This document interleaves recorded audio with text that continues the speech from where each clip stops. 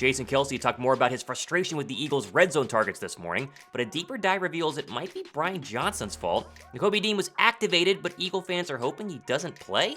And Jalen Carter is great in everybody's mind except Jalen Carter. I'm Thomas Mott. This is the Thomas Mott Show.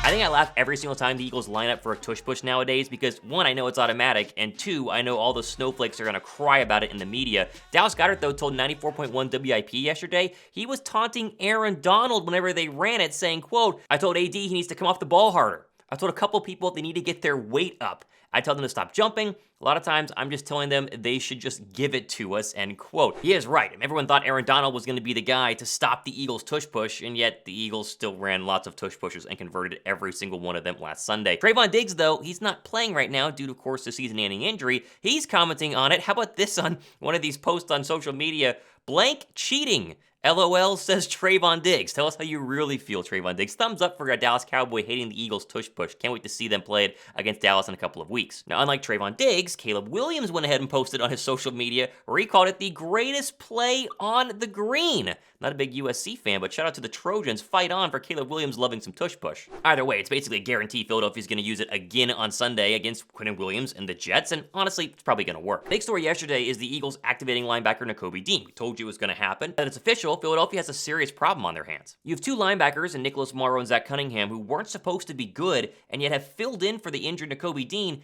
and been absolutely fantastic. We've talked ad nauseum about Morrow, not only his 3-sack performance against the Washington Commanders, but this past Sunday against the Rams, he's been unbelievable. And so now you have the linebacker who was supposed to start back from injury. He's supposed to be a better athlete, better at coverage, better at run stopping, and yet Eagle fans don't want him in there. For instance, Lord Brunson said yesterday Nakobe Dean got to stay on the bench. Then you have Jacob Rabati from Birds Country saying you bench Zach Cunningham for Nakobe Dean. This isn't really a question. So you see the issue. You have 2 spots and 3 players, and they're trying to fit everybody on the field at one time is basically impossible. Now, I tend to lead with Jacob over Lord Brunson in this case. I think you got to get Nakobe Dean back out there because he was the best linebacker in training camp, and we need to see what he can do when healthy. But you don't get rid of Morrow, and in some run situations, you need Zach Cunningham's size. And so, in my opinion, you do kind of what Philadelphia's done at the safety spot, or at least the secondary this year, and rotate guys in there for certain matchups. You see scenarios where Terrell Edmonds plays over Justin Evans and vice versa. Why can't Zach Cunningham be there for some rundowns? And why can't Nakobe Dean play alongside Morrow for some passing downs? Eventually, the cream is going to rise to the top, and I get not wanting to mess up the Eagles situation,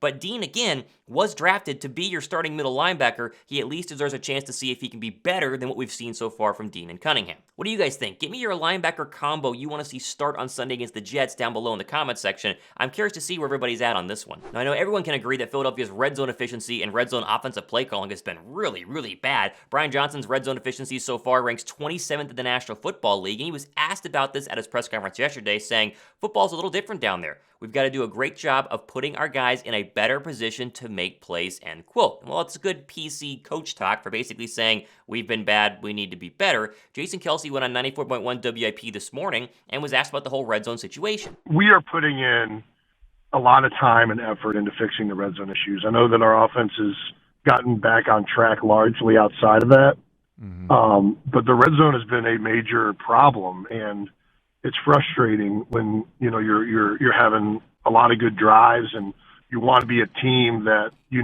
can be, and there's continual mistakes or continual issues that stall out these drives. I know everybody loves that Jake Elliott has made so many kicks, and so do we.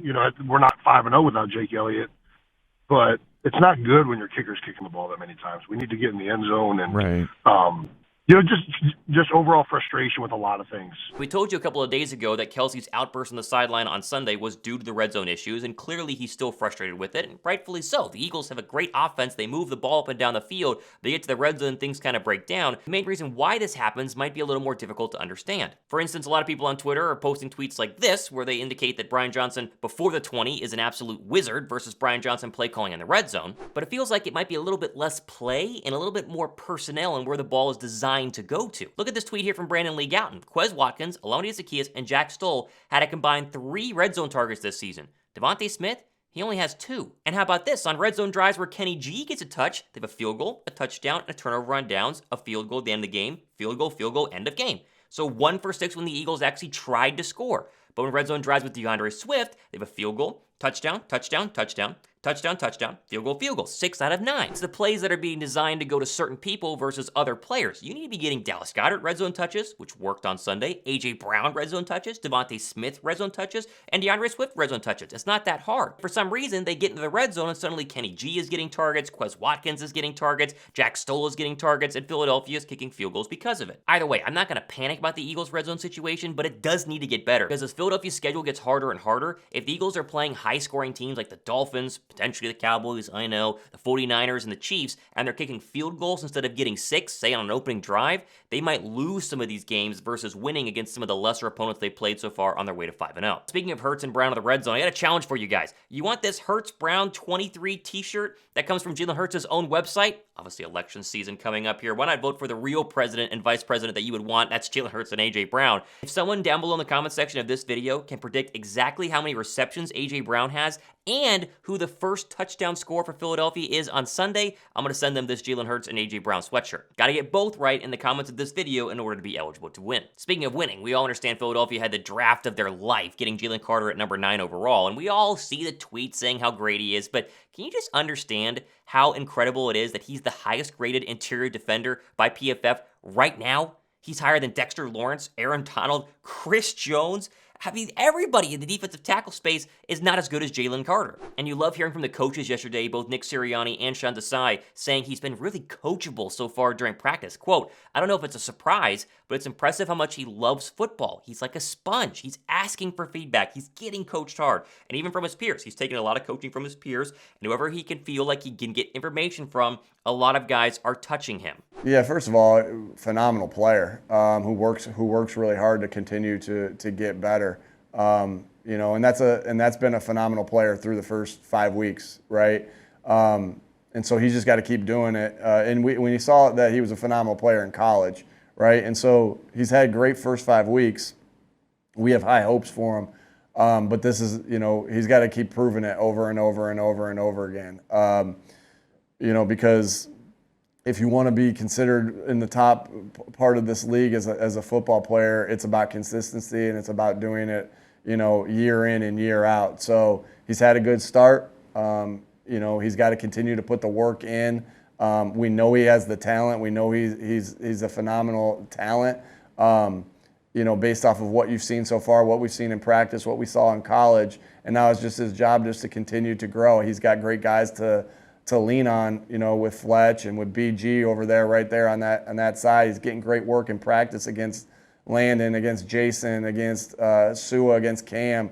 And so he's just got to continue to be on the rise. What's hilarious, though, is while everyone else is raving about Jalen Carter, Carter was asked about his success, and he said, quote, "Now, I wouldn't say unstoppable. I still got a lot to improve, man. There's a lot of plays out there where I could have won my rep, but I got blocked that rep. So I just got to get better every single week," end quote. Scary to think that Jalen Carter has not reached his full potential. What if we've only been seeing 80% of Jalen Carter's potential? What does the next 20% look like? He's been unbelievable. He leads the Eagles in sacks. I think the combination of him and Reddick, especially this weekend against the Jets, could be an explosive and really, really scary duo. Now, Josh and I are back tonight for the Wednesday Link Live, 7 p.m. Eastern Time. Be sure to join us. Get your questions in. If you've not joined for a live show, they're a bunch of fun. We always have plenty more content happening the next couple of days and weeks. Be sure to subscribe. I'm Thomas Mott, hanging out on Wednesday. This is the Thomas Mott Show.